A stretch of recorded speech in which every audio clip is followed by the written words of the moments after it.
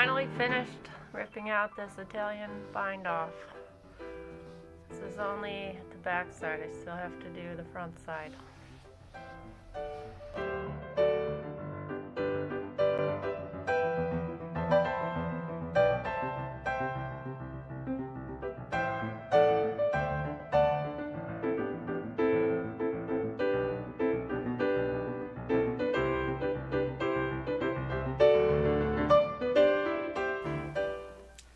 Hello! Welcome back to Knit Desserts. I'm Tara and I am coming to you from southern Wisconsin where I love to knit all the time. This is a knitting podcast or vlog where I will present some knitting projects I'm working on or have finished and might be working on in the future. So let's get started. I'm wearing one finished object. That's my hat here. So it seems like boucle yarn is kind of coming back in style, and these like shorter beanies are also pretty trendy right now. And this is some yarn that I've had in stash before I even had a yarn stash, pretty much. So back in like 2006 or so, when I was just a little baby in high school knitting, I got this yarn. Might have even been a gift. And I figured maybe I'll make something quick, potentially a Christmas gift. So I just kind of winged it. But I looked at the gauge on the ball band or the needle size recommendation, and it was recommended a US 10. So I just did that, and I cast on 66 stitches. And I just knit stockinette, and then I just made up the decreases. I did not follow any kind of pattern, and that's probably where I went wrong. So you can see when it's off the head, it looks a little bit not very smooth, and then there's a little point at the top. So I decided to add this tassel and give it a little, so that you notice the tassel and not so much the point. So I don't know, I've been enjoying just wearing it around the house, and I probably am not going to give it away for Christmas, but it took me like 2 days, so it was pretty quick knit. Get it out of the stash, use up the yarn. So that's finished object number 1. Yay! This sweater that I'm wearing is just a thrifted sweater. It might be wool, but there was no material tag. But I'm always struggling to find a good red sweater for the holidays, so I thought this fit the bill. And I also thrifted this vest. I've never been a big vest wearer, but I think I might be changing my mind. It does provide a lot of warmth, but I always feel like I would rather have sleeves, and my hands are the part that's cold. My body is not the part that's cold, but it does surprisingly provide a lot of warmth. So we'll see. Maybe I'll even knit some vests in the next year.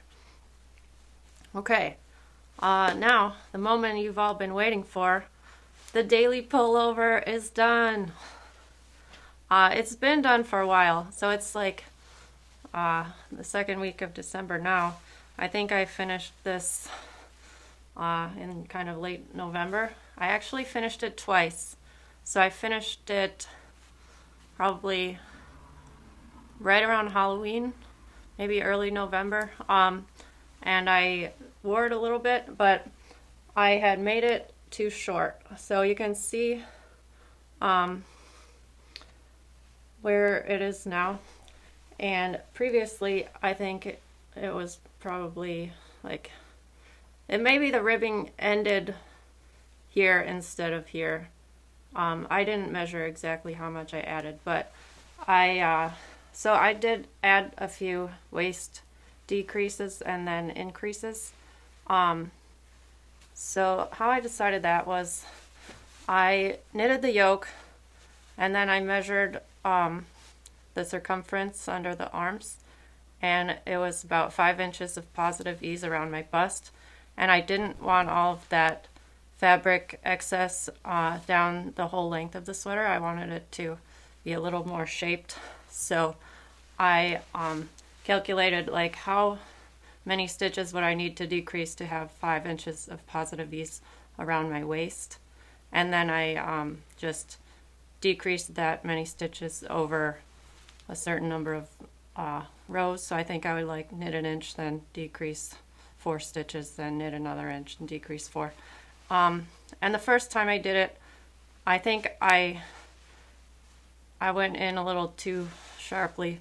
It was a little bit too narrow. Like this fabric is really drapey, so it's actually all right if it has a bit more ease and it will look more flowy. So that combined with the too short of a length just made it not something I would wear very often. So I ripped back to the last decrease, and then I knit straight for a few inches and did a couple of increases so I would get more of that hourglass shape. And then I did a split hem with about 2 inches of ribbing in the front and 3 inches in the back. And that is totally not to pattern. So this I followed the pattern through the yoke, but I pretty much abandoned it after that. I did the collar with the recommended pattern, needle size and stitch count and everything. And then the sleeves, I just kind of winged it. I added a few decreases. I made it super long, how I like. I think I'm in that phase where, so I always have trouble finding sweaters with sleeves that are long enough.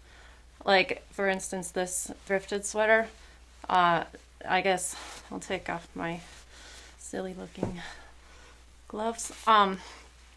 So it's a little bit like a bracelet length, and because I have such cold hands, I always like to wear my sweaters more like this.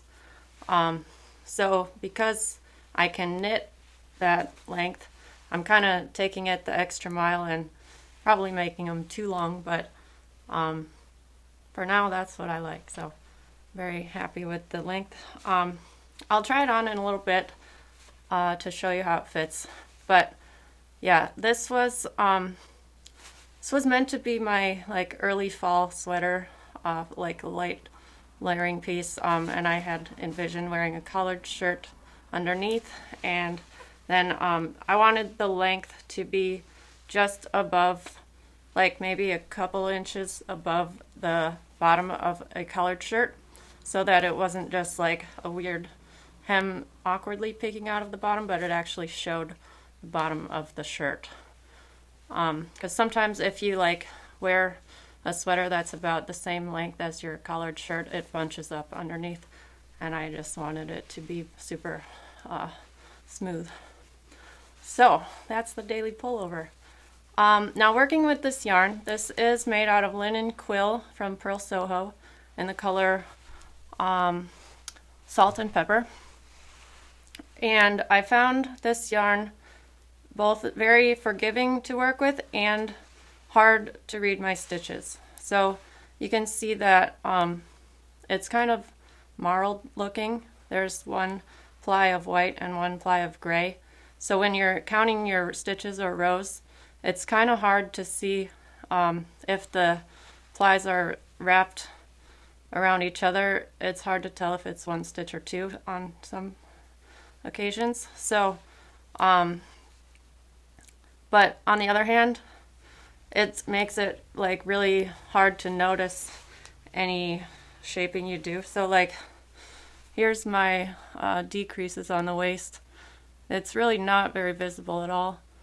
And then when I knit the yoke, I ended up with the wrong stitch counts in almost every section. So it's like you should have such amount for each sleeve and this many for the back.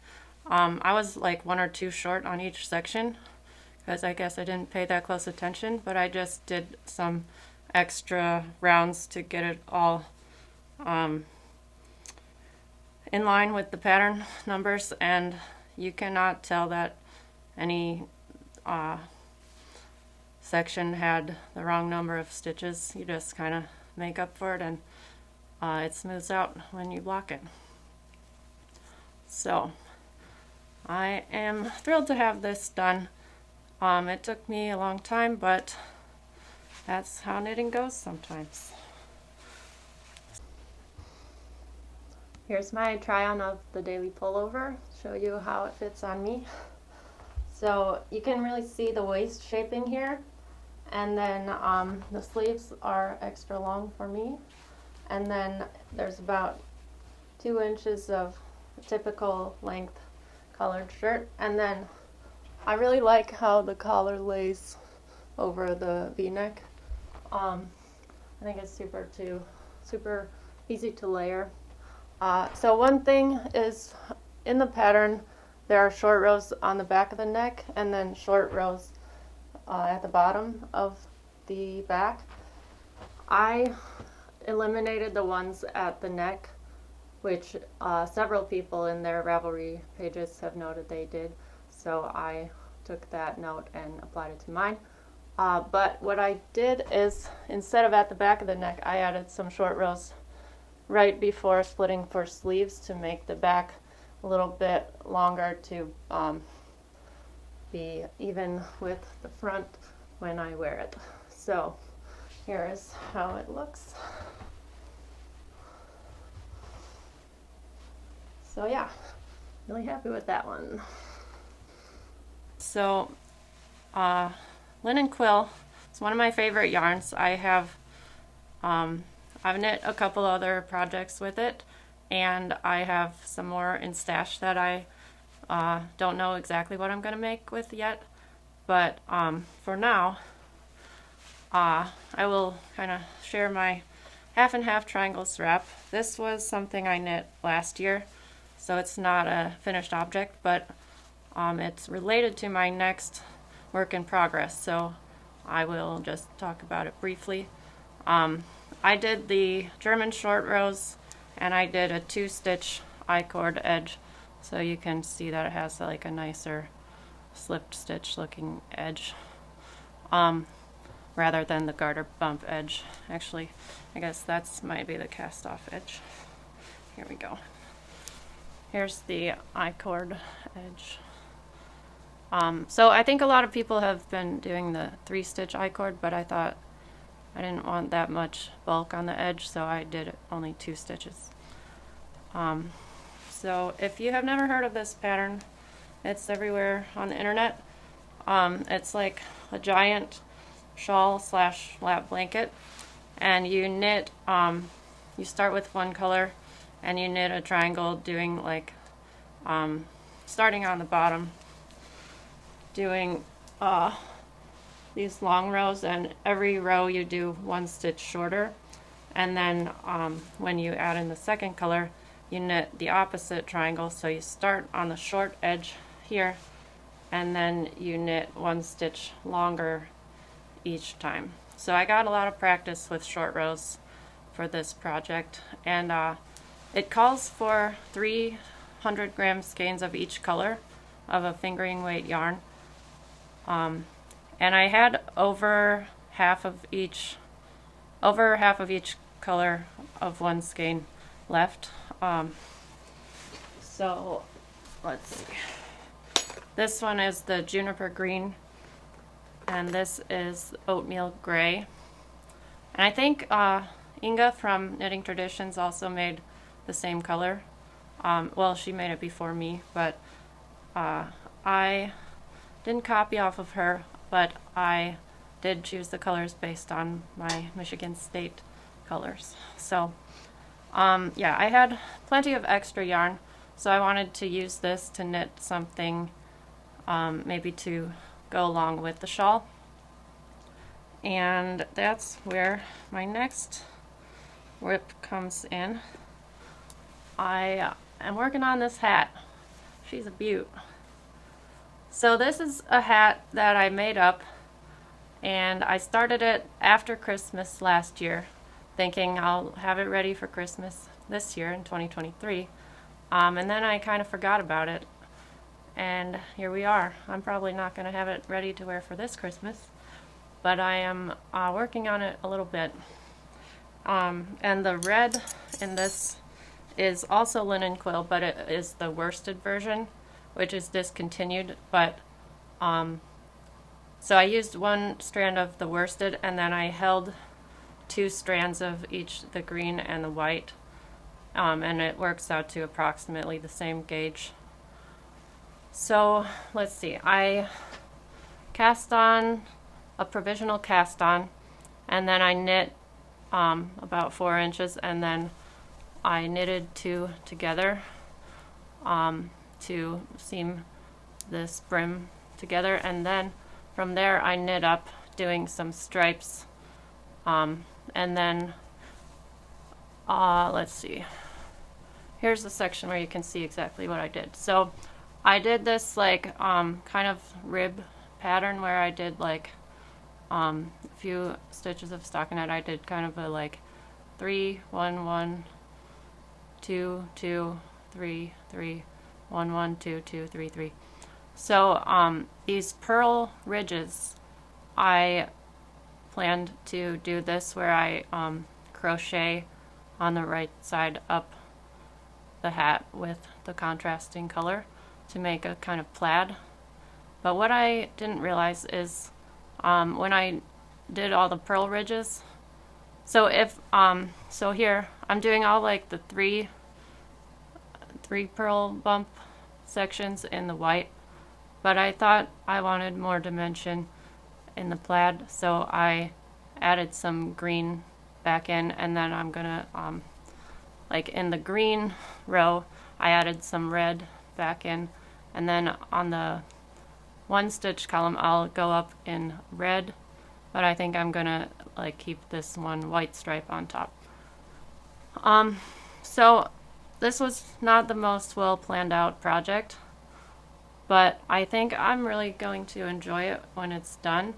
But because it has this ribbing, like at the top I had to make decisions about where to decrease, so like the 3 ribs, the 3 purl bumps turn into 2 and then 1.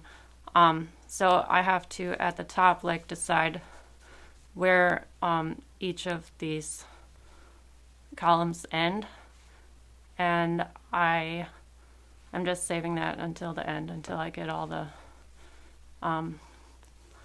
of the weaving in. So it's pretty easy to like crochet up a column. You just like go I'll stick my crochet hook into a purl bump, wrap it around, pull out the yarn from underneath, and then go into the next stitch and up and up and up. I'm sure there are plenty of tutorials on how to do that on YouTube. And so yeah, this is, I knit it on a size 7 needle, and it looks really silly right now. What if I just leave it like that? But it fits really nicely on my head. It's not too loose and it's not too tight, and it's like just enough to cover my ears without feeling like I have to keep pulling it down. So I'm pretty happy with the fit. But yeah, wish me luck finishing this by Christmas. Maybe I don't know. Can you wear this in January? I feel like maybe you can, but I have a lot of other stuff I want to do too. So this is just like a work on it a little bit at a time project. And even after this hat, I'm going to have a ton of these left still. And I thought it would be really awesome if this half and half triangles wrap had a little, you know how there's those like packable jackets and bags that like it has a little pocket and you fold up the fabric and stuff it in the pocket. If I made a little pocket, I could like stuff the whole wrap in the pocket, and then it would be like a little square pillow, so it would be perfect for traveling. And it already is really nice for traveling. I love having this on a plane because I can use it as a pillow. I can put it on my lap as a blanket, or I can just wear it as a shawl or scarf type thing. And yeah, if it's like super cold, I can even do a little bit of like a cover up my head. Super cozy. So yeah, this took forever to make. I don't know. This is one of those projects that I didn't think I would be able to sustain my attention on it. So the way I got through it was so I had like 3 skeins of white and 3 of green. So I think I started with green, and I would just knit 1 skein, and once I finished that skein, that was it for the month. I just knit on something else until the next month, and then I would do the second skein of green, and so on. So it took me like 5 months to finish, but I did have this done for Christmas last year. And it's I reach for it a lot because it's like the 2 layers of the garter stitch. It just feels really squishy and substantial. So I really like it. But if I'm not a big shawl wearer, like the triangle shawls, so it's kind of the shape of those triangle shawls, and you can wear it like this, or you can kind of like wrap it around with the V in the front. But I don't love wearing shawls with this big V down the front necessarily. I'm more of a crescent shape shawl person, or like a wrap or a scarf wear. I like the rectangular shape a little more. So if I made something like this again, I would probably I would make it longer and more shallow rather than a square. But it's lovely to have. So if you're looking for some long-term project, that's always a good one. Okay, so that's all my linen quill projects for now, but I will have more in the future. Now, okay, I have another finished object. It is this little guy. This is my Snitten. I haven't named him. What should I name him or her? This is the cutest thing I've ever made. It's gotta be, hands down. So I plan to use it as a Christmas ornament, and I have to adjust this loop because it's kind of lopsided when it hangs. But obviously this is a Snail Hybrid with a kitten, and this is in the Pet Bugs pattern from Mochimochi land.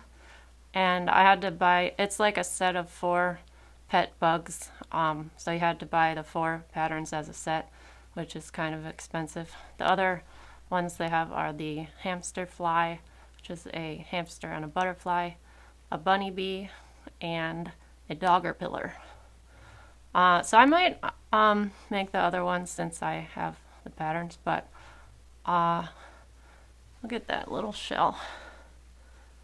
So the yarn I used for this is the first handspun I ever did, and I wanted to make something that was not like wearable, or like the gauge didn't matter, because the handspun is so thick and thin, inconsistent. So I saw this pattern and I put that on my queue right away. And then you just do like these little embroidery whiskers, eyes and nose. So yeah, the yarn or the wool is something I bought at Wisconsin Sheep and Wool 2022, and it was like a 1 ounce gradient of it. Started with the green, went through blue and into purple. So I spun it all in singles, like all the way through the gradient, and then I separated in the middle, so it was kind of like green to blue and then blue to purple, and I took each of those halves and applied them on themselves. So I had one kind of green to green blue and a purple to purple blue. So that is what I use for the body and the shell. Yeah, I don't know. There's not too much to say. This is just the most adorable thing, and I highly recommend it. I guess the weight of my yarn, so the pattern weight is made with a fingering weight and a size 1 needle. This yarn, because it was so thick and thin, I didn't really know what gauge it was, but I didn't want any holes. So it was like, maybe there were a couple places where it was really thin, but mostly it was more like a DK to worsted. And I should have used a size 2 needle, but I used the size 1, and I just kind of let the stitches determine how big they wanted to be. It's a fiddly knit if you're like not into fiddly knits. It's made, so you basically knit a little tube, you do some short rows to curve it up, and then you do some increases and then decrease to make a little circular head, and then the little ears you pick up stitches and knit. And then the shell is also made with short rows, so you start here at the base and you knit outward, and it kind of ends up being a crescent, sort of a crescent, or maybe like a cornucopia shape, and then you just curl in the shorter, the narrower end on itself and sew it together. But you really can't mess it up. I mean, like, you can't tell where it's sewn together, and it's just so cute. Everybody should have one of these. Okay, I think that's everything I've finished recently, and I already did talk about one whip. So let's move on to another whip, which you haven't seen on the podcast yet. So previously I did show my swatch for the Portage Cardigan. I did end up blocking that, and then I swatched on a size 6 and blocked that one. And the stitches after blocking are just so even, so smooth. I really love the fabric, and the yarn is Knitpicks Gloss DK in the color Masala. So I had two swatches, different size needles, and one, I think the size 7 needle gave me the correct stitch count but the wrong row count, and the size 6 gave me the correct row count but a tighter stitch gauge. And I decided to go with the size 6 because I was kind of in between two sizes of the pattern, so I knit the size 39 of the pattern but with a tighter stitch gauge, so it would maybe be more like a size 37. I don't know exactly what the measurement will be at the end, but I like the fabric of the size 6, and I wanted to knit a smaller size than the size I was actually knitting. So I am about halfway through this. Here is the progress. So I'm getting pretty experienced with these honeycomb cables. And I finished the sleeves before the body, so don't got to worry about Sleeve Island. Okay, so things about this cardigan. So the honeycomb stitch, it's just a 1x1 crossed cable followed by a 1x1 cross in the other direction over and over. And I know you can do these as a left twist and a right twist, where you kind of knit into the second stitch and then the first stitch, rather than taking the stitches off, switching them, putting them back on, and then knitting. But the way I started was just with the cabling without a cable needle, where you pinch the stitches.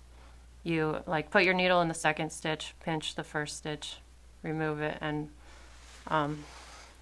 put your needle back on. I guess I can demonstrate how that would work. So you would just like put your needle, well, say I'm doing like a cross behind, so I would put my needle in this stitch, then I would pinch the first stitch, remove it, put the first stitch on my left needle, and then I have that was a bad example because I dropped the stitch, but now they're crossed, and then now I can just knit them normally. So obviously this is the beginning of a row. This is not where the cable happens, but this is just for educational purposes. So okay, yeah, I got pretty far on this, but I'm losing a bit of steam because it's no longer fall, and I really wanted to wear this in the fall. But I feel like because I did that test knit, that was like my main fall project, and then I pushed back my daily pullover and this pullover or cardigan several weeks later than I had originally planned to knit them. So I think I might just work on this slowly throughout the next couple seasons and finish it for next fall. And hold me to that, because I don't want it to end up like my Christmas hat. And you can see, okay, so like it's knit flat, and you can see a little bit of rowing out where like there's difference between the purl rows and the knit rows. But in my swatch, which is knit flat, it blocked out so beautifully. I'm really hoping that happens here too. And I think it will. It's not that noticeable either if it doesn't get out perfectly. So the sleeves I made mostly to pattern. I read it wrong, so I accidentally did like the decreases a little too often, I think, but it doesn't really matter as long as you end up with a circumference you like. And then one modification I made was to add thumb holes. So the cuff is meant to be extra long in the pattern, and then you just like fold it back. But I kind of knit it into a fingerless glove sort of thing. And again, you can kind of see where I knit flat versus in the round. It looks a little bit messier in that middle section, but I think that will block out. So this is just something I made up. I like knit probably 4 inches, and then I just started knitting flat, ribbing back and forth, and then I continued in the round after I liked the length of the thumb hole. And then I did a tubular or Italian bind off. So this one, yeah, let's give it a little try on. Again, I made the sleeves quite long, maybe even too long, but I prefer a too long sleeve.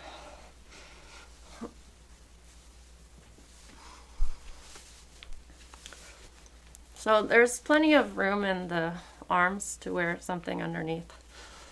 And then around, so it looks like pretty narrow, but there's going to be a really wide collar. And then right now it probably hits about my waist. So there's that. And then, yeah, so here's like how the cuff looks with the thumb hole. Give you a little thumbs up there. So yeah, I like that, because in the early fall, when it's kind of, you don't know whether it's going to be warm or cold for the whole day. You might not be wearing a full jacket with gloves in the pockets. So this is kind of my glove for those days when it's just a little bit chilly, but I don't have a full glove. Now, yeah, another thing that held me up on this sweater is I made a stupid mistake. So on the side of the body, there's this little twist that happens, and then it's bordered by purl bumps. And then there's a few increases here on the front panel.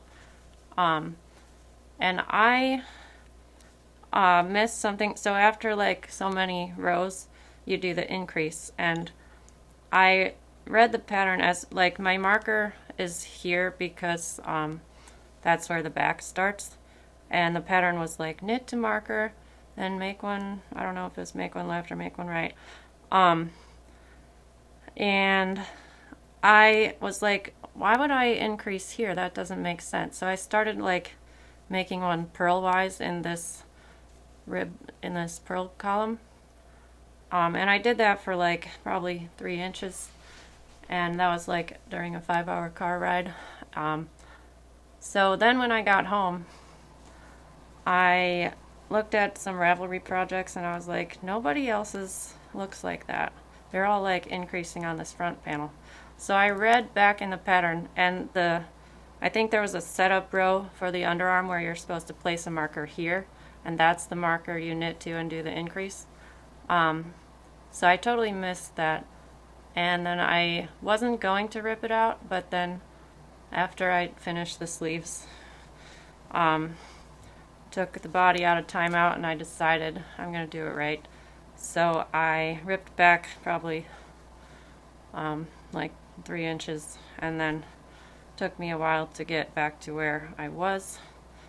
But I think I will just like it better that way. So that's where that one is. And yeah, you might not see him again for a little while because I don't know if I'll make too much progress in the near future. So, okay, another thing I cast on right before Thanksgiving. I wanted a little bit smaller project. This is the Vivid Mitts, and I'll put the designer on the screen because I don't remember it. So this is definitely a more portable project, and I really like wearing my anticline mitts, the blue ones with the fold over cuff, and I decided I wanted more fingerless mitts, so I cast on this neutral one, but I wanted like a little bit of exciting texture, so I picked this cable pattern. And this cable is actually, I found it really easy to do. Like, you have to look at the charts every row, but even though it looks kind of complex, I think it's super easy to follow. It went by really quickly because on the back side you're just doing a 2x2 rib. So this pattern, I think it's for a sport weight yarn, and it's supposed to be knit on a size 3. However, this yarn I'm using, I think it's technically a sport weight, but it's so thin. It's like really loosely plied, and it's really fragile. So I am knitting it on smaller needles. So I added a few extra stitches in the pattern. So this yarn is called Spinnerin Pippin, and this is a vintage yarn I found at a thrift store probably a year or 2 ago. And I think it's from the late 70s, maybe early 80s, and I really can't find anything about it online. I found a little blog about the Spinnerin company, and then there's some articles about some other yarns that they produced, but nothing about this one. But it is 100% wool, and it says made in Switzerland. It gives you a suggested gauge, and it's net weight 1.1 5/8 ounces, but it doesn't give me a yardage, and I wasn't able to find the yardage on Ravelry either. So I just kind of had to make it up. And then, as you can see, like, well, maybe you can't see, maybe that's just, so like I said, this yarn is pretty fragile. I don't know if it's fragile because of the loose ply or because it's old, but in a lot of places one of the plies will be broken, so I'll just rip the yarn there and then felt it together with the good end so it's thicker, or so it's not just like a single ply. So yeah, so I knit the cuff on a size 0 needle, and then I switched to a size 2 for the cable pattern, and then I like did all the increases in the pattern, but because I added 4 extra stitches to add one more purl and one more knit column. I haven't decided if this is where I want the thumb, and I haven't really worked on this project much since Thanksgiving, so I kind of like put the thumb stitches on hold, but then I didn't decide if that's where I wanted it, so I haven't gone any further. But I really like how this cable is turning out, and I think that'll be a nice knit that I'll wear quite a lot because it can go with almost anything. And then I have this yarn, the Spinnerin Pippin, in a gray color and one skein of green as well. So, yeah, I don't know. I don't know what to knit with the rest of it, but I'll probably do some more mittens or something. Okay.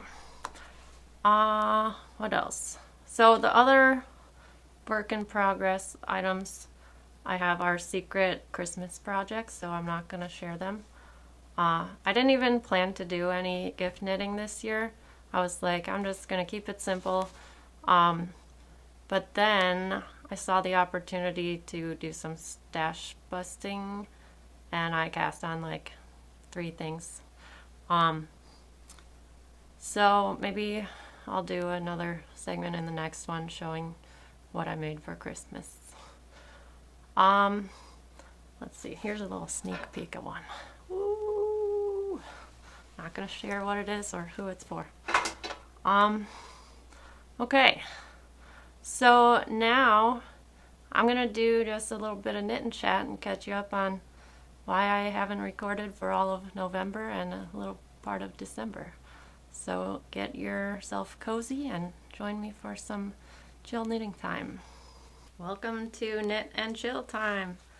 I'm going to work on this stringy mess here, and feel free to work on any craft project you're working on, or do the dishes, or whatever you feel like. So I can go into a little more detail on how I'm doing this. So let's see. I've cut all of the white strands so that they're easy to,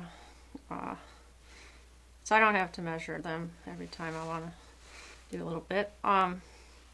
So I just have to pull this strand to the wrong side of the fabric because I just had it stored, looped through a stitch so that it didn't come out.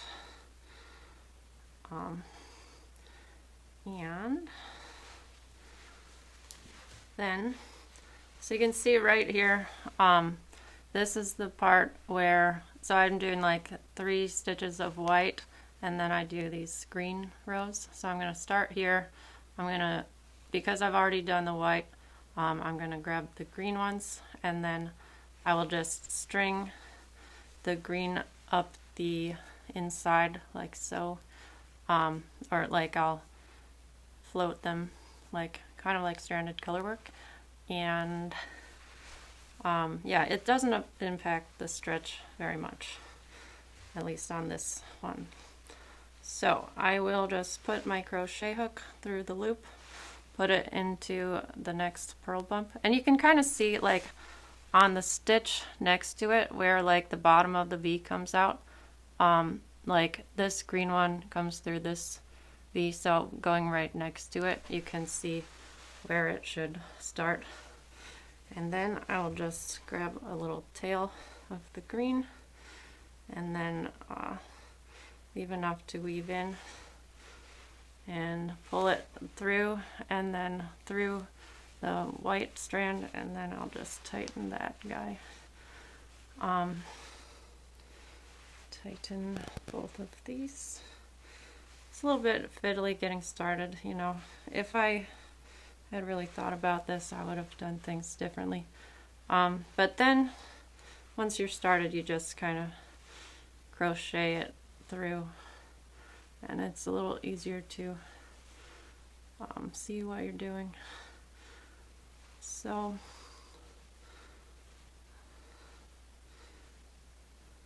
if you're working on a knitting project, let me know what you're working on. Are you doing any holiday gift knits? Or are you being selfish? I think it's fine to be selfish. I just, I like knitting for others because it seems like better than the consumer mindset of, oh, just get them some stuff that they probably don't need or want. I like putting a little bit of heart into it, but it also takes so much time to knit. And then like a lot of people that you want to gift knit for might not like the types of wool that you like to knit with.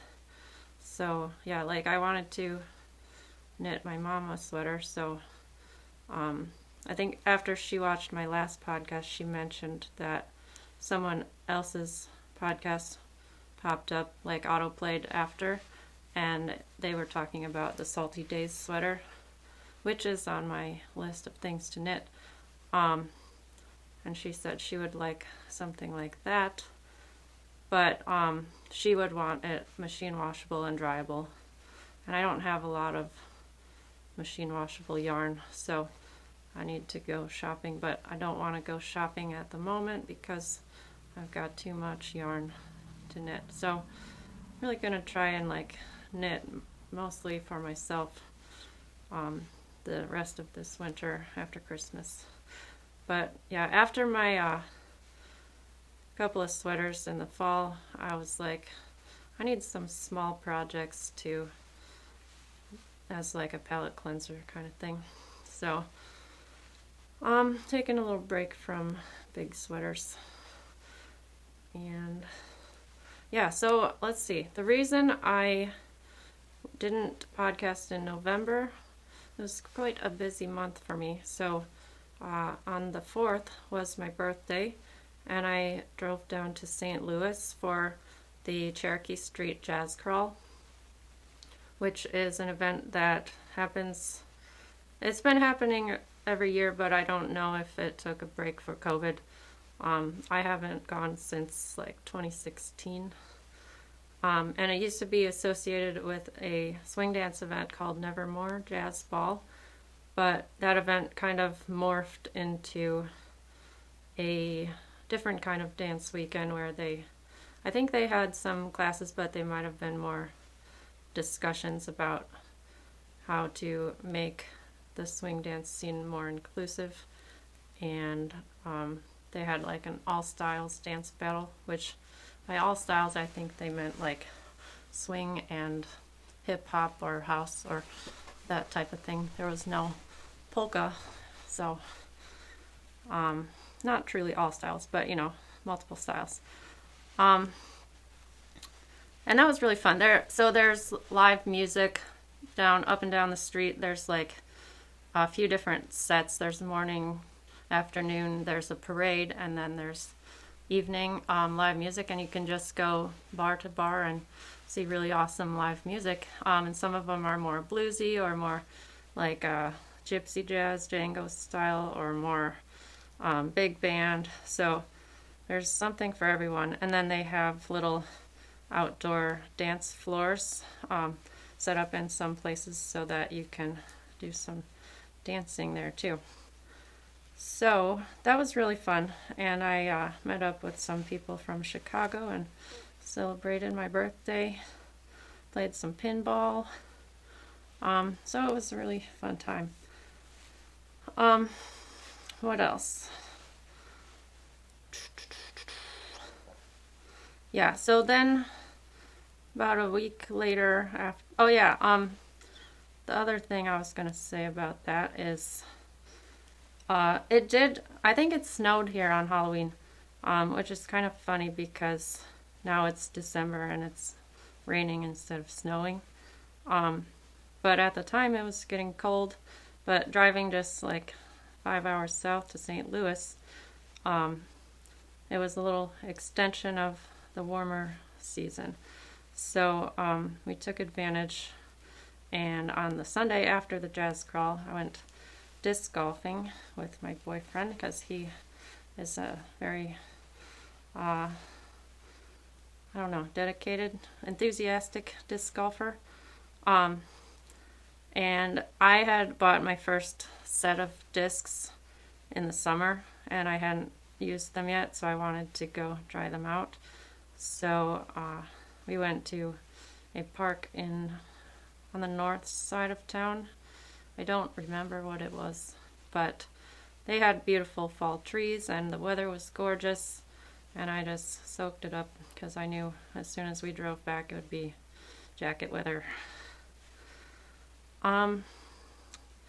Okay, what else? So yeah, after that trip, I had like a week at home, and then I had to go on the road for work, which, as I mentioned in my previous podcast, I had to work the night shift, and I'm not a big fan of the night shift, and it was like 12-hour shifts, like overlapping coverage with the day shift, so ends up being like 13-hour days or nights, and I didn't get enough sleep, and I drank so much coffee, and I didn't get really much knitting done at all. I think I did finish that's where I finished my daily pullover, the second round. But so I was in Winchester, Virginia, and I looked up yarn shops, of course, because that's what I do. And since I was on the night shift, the yarn shops were open while I was at the hotel. So one morning I did manage to get out to a yarn shop called Knitter's Magic, and I bought a skein of hand-dyed yarn. I'll go get it real quick. And we're back. This is the skein I bought at Knitter's Magic in Winchester. So it's like a little tiny shop, and the front room is full of yarn just on every wall. It's like a dream stash for anybody. The one I got is from Rags Fiber Art, and it's called Laura Gone Wrong. So this was, I think the dyer lives in Pittsburgh or somewhere in Pennsylvania, but she comes down to Winchester a lot to visit family, so she hand dyes yarn and gives it to this shop lady to sell. So it was semi-local, something unique. And so it's a one-of-a-kind color because I think it was intended to be Laura, who is the owner of the shop, but it was gone wrong because it's not what she intended it to be.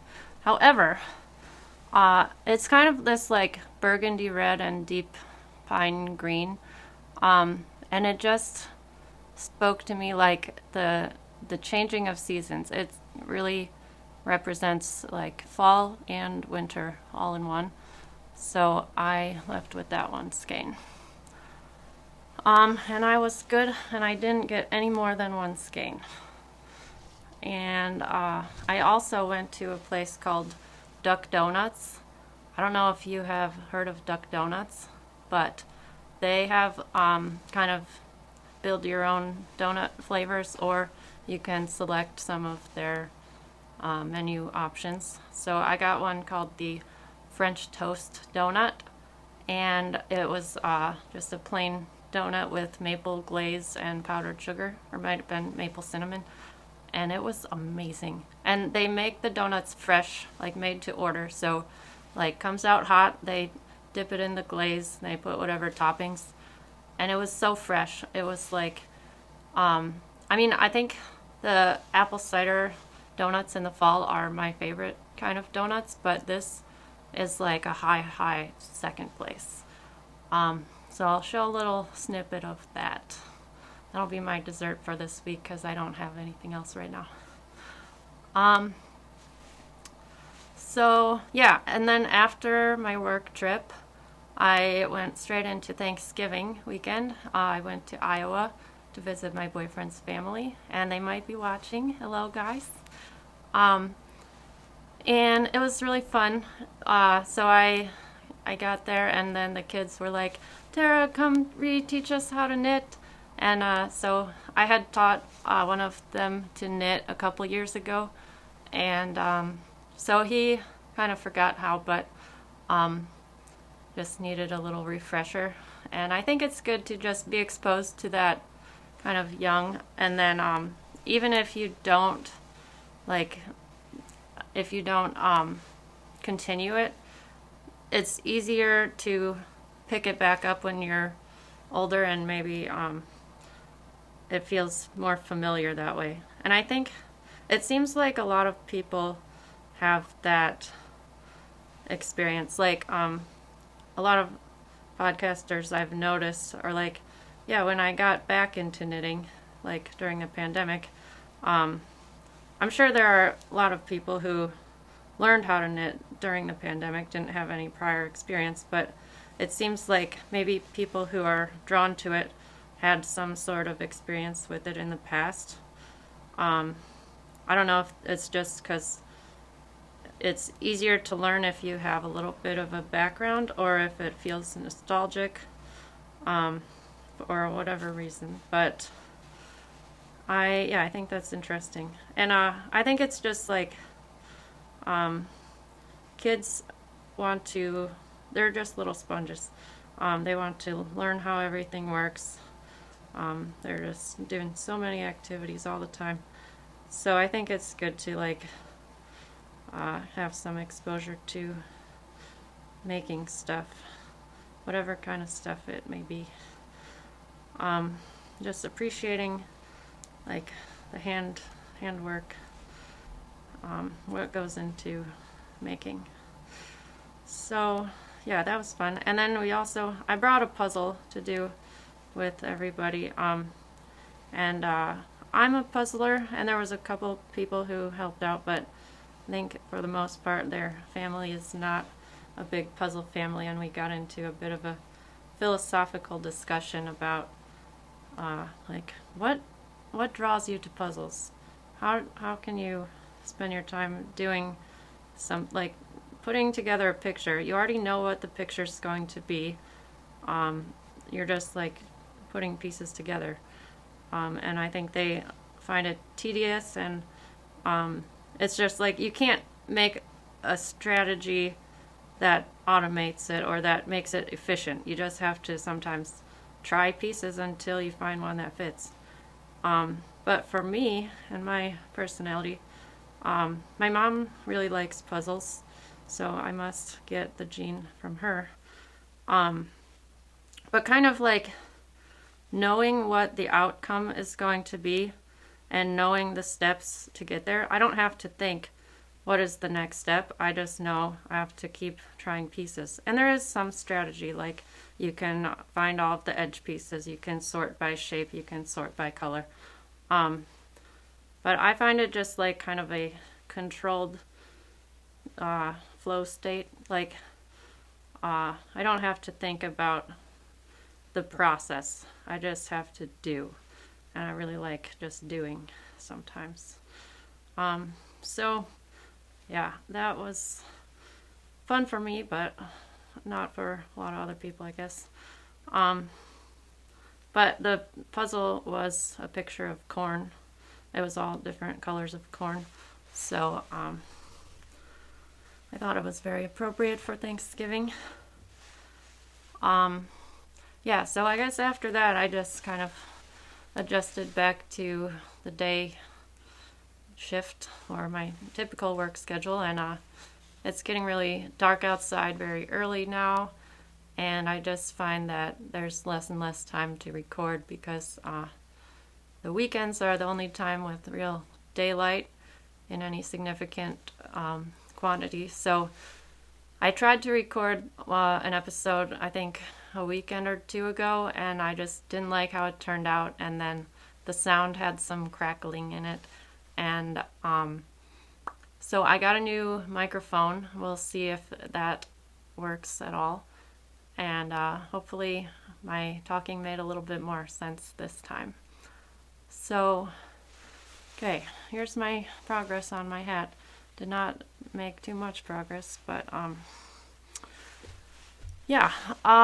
Okay, I'll show you putting my Snitten on my Christmas tree, and then I'll wish you a happy holiday season. Merry Christmas from my little mooses, and I'll see you hopefully before the new year. I would like to record an episode about everything I've knit in 2023. I like to watch all those compilation videos from everybody else, so I'd like to do that and just reflect on all the things I've put my time into and how they've worn and whether I have grabbed for them to wear or not and why. So look forward to that, and I'll see you next time. Have a nice day wherever you are in the world.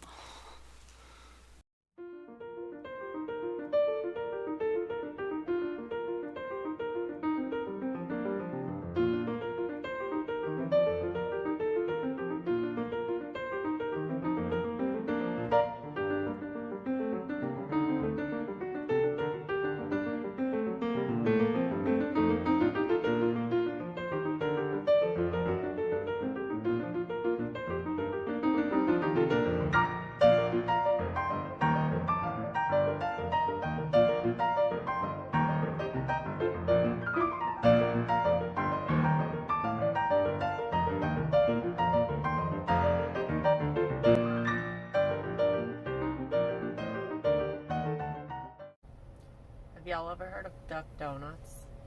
I can't stop thinking about it. I'm about to go get another one. Oh my god, I've never been so excited for anything in my life. I wish you could smell this maple.